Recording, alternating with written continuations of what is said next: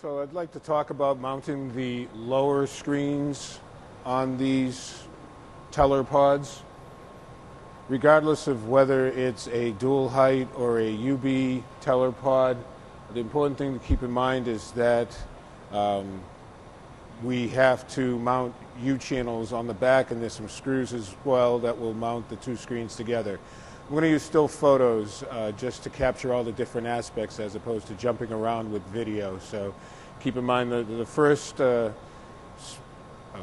picture will have images of the 3 holes in the lower screen that are bored out in the center of the screen that will mount to 3 female holes in the back of the divider screen, which is the next image is over. From there, you'll mount channels, U-channels on the undersides of the surface to line the upper portion of the screen up with the back of the divider screen, and then just to see the detail of it all installed. There will be some space, so it's a matter of sliding the channel up in and then letting the screen rest down on its glides like all the other screens do.